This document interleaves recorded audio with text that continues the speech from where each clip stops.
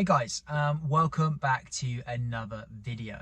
As you can tell by today's title, it's going to be another video based around gold with a slightly different approach though. We're going to approach this today from a checklist perspective in terms of what parameters do I or do you need to be looking for before you even look at executing and pulling that trigger on that trade.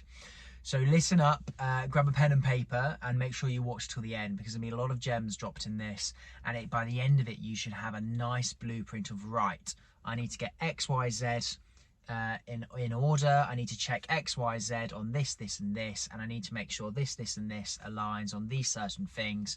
So it gives you that most probable likelihood of that trade playing out, and it gives you that more confidence when executing a trade and knowing when to pull the trigger on a really good trade on gold and actually when to sit on your hands and back off. So let's get stuck in. So before you even look at gold as a chart, I want you looking at a few other things first. I want you looking at the DXY, so the US dollar index, and I also want you looking at silver.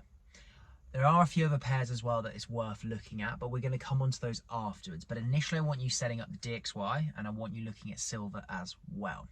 The reason we want you looking at the DXY, and when I say looking at the DXY, I mean on higher time frames. I don't mean on the 15-minute, I don't mean on the 5-minute, all that noise and choppiness. I mean weekly and daily. That's pretty much it. Sometimes nip dropping and looking on the 4-hour from a purely a perspective, but typically the weekly and the daily and the DXY. Ideally on the DXY, we want the weekly and the daily in sync. As you can imagine, the DXY has an inverse correlation with gold. Not 100% inverse correlation, but a strong correlation nonetheless. When we typically see the DXY in a bullish zone, or in terms of in a bullish price action and structure on the higher time frames, we'll typically see gold in a bearish market. So not all the time, of course, things will vary, and there'll be times when they're not in sync at all, but typically there's a fairly high correlation there. So number one, we want to make sure and see what the US dollar is doing on higher time frames to give us a short-term bias and a medium to long term as well. So when I say short term, I mean the next few days, and when I say long term, I mean the next few weeks, the next few months, or that quarter. So really, really important you get the DXY on your watch list, and really for me it's the first thing on my watch list, because then it helps me dictate on other US dollar pairs as well. The second thing is silver, because again, and this is a pair not a lot of you really utilize or even have on your watch list or look at. I appreciate not a lot of you trade silver. I don't really take many trades on silver at all. But I still have it on my watch list for these exact reasons. Silver and gold will tend to mirror each other a lot of the time. Again, not all of the time. Nothing is 100% guarantee in this game, this industry. But a lot of the time silver and gold will mirror each other. But the interesting bit here is that silver typically tends to move slightly sooner than gold does. So let's say gold and silver are both typically ranging, and they're in a little bit of a consolidation phase or a rest phase or whatever it may be. But basically they're not really swinging properly. You'll typically see that then break out to the up or the downside on silver first. Now, sometimes that can be literally a case of 5-minute difference. You know, it breaks out a few minutes sooner, or sometimes it can be a case of a 1 or 2 hours, or the difference of a couple of 1-hour candles. And that's hugely, hugely helpful when it's just that one of those last conferences when you look at taking a trade. So get those two other things on your watch list. That's the DXY, the dollar index, and silver. Again, before we even get onto a gold chart, if you like, or the analysis part of this, the technical analysis part of this, you've got to look at seeing what the fundamentals are doing. And I don't mean news releases that are coming up that week. We'll come onto that in a bit. I mean, get to know the personality of gold, get to know the behavior of it, get to know certain times of the year when it typically trades a certain way or behaves a certain way. Get to know what it's like in relation to the US dollar. And as a lot of you know, gold is a massive safe haven when it comes to bearish skepticism in US dollar markets. So when the US dollar is typically weaker, we will obviously see gold push a lot higher. So when we see events like COVID happen, or when we see negative press events or negative news releases for the US dollar, and we see a natural sell-off, you will naturally see majority of the time, again, not all of the time, but the majority of the time, gold will push higher. So again, just make sure you have an overall feel, an overall sentiment of what's going on at the moment around the world, what's going on at the moment around potential news releases that may be coming up. because that can have a significant effect on the liquidity in gold. So as we mentioned earlier around the DXY, it can be obviously hugely insightful when it comes to determining direction on gold or where we may see gold prices go. But also, obviously, DXY is hugely important in terms of overall US dollar bias. So when it gives us better clarity on and direction on things like GBP USD, Aussie USD, Euro USD, you get the picture.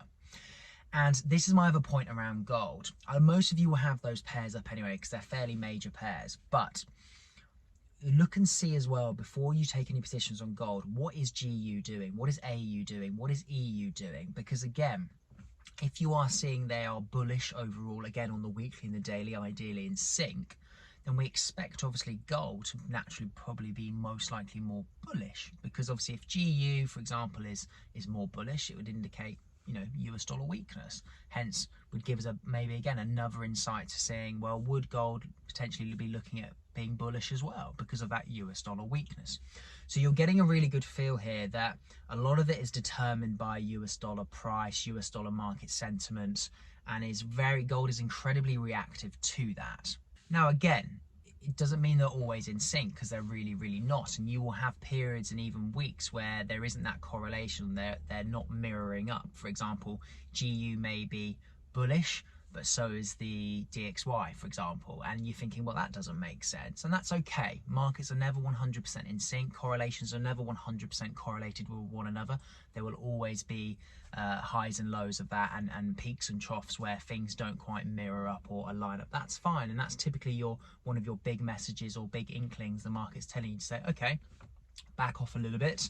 This is where you may need to sit on your hands, wait for price to play out, wait for things to sort of resync a bit, and then we go again. So it's really important you know when to also sit on those hands and have that rest phase, especially when trading gold, because I know a lot of you know it can be very lucrative, but this is why it draws a lot of you in for the wrong reasons, and you end up getting stung and you end up losing a lot of money. So this is one of the reasons I've built this video out today. So before you even look at a chart on gold, you can look at all these other parameters that really, really cement the likelihood of your trade ending up playing out in the right direction. And last but not least, guys, it goes without saying, get your risk management nailed on gold. Let's say you typically allow 1% risk or 1.5% risk or whatever your allowance may be for your trades. If you're more of a novice trading gold, or you're testing out a new strategy, or you're taking some of the advice from today, whatever it may be, my word of advice to anybody trading gold would be just lessen your risk. Lessen it to 0.5%, lessen it to 0.75 or 0.25%, because it will really draw the emotion out, or help with drawing the emotion away from that. And especially if you're in a more of a earlier or medium beginner, early or medium sort of learning phase, it will really help work on your psychology when trading gold. Because as we all know, when you're in a trading gold, even when you're trading a swing trade like myself, you will see price fluctuate a lot. You will see numbers go up and you'll see numbers go down. It's really important that you know, well, if I'm only risking 0.25%, who cares if it hits my stop loss? Obviously your stop loss placement needs to be placed in a certain way, so if it does get hit, it takes you out for the right reasons and obviously prevents you losing more. But you get what I mean. It needs to be lessened risk because of the natural nature of gold and how commodities typically move. So get your risk nailed, stick to it, stay disciplined to it. It's one of the biggest reasons a lot of you fail. So guys, I really, really hope that helps. And like I said, this is a massive checklist to get done before you even look at gold and the technical analysis side. If you want some more of that technical analysis side, go check out my other video where I did sort of a trade breakdown of one of my most recent trades on gold. A lot of you I know have found that helpful, and it was a very heavily requested video. If you want any further guidance or any one-to-one mentorship, reach out. More than happy to help for anyone that's serious about taking trading seriously. Take care, guys, and you know where I am if you need me. I'll catch you on the next video.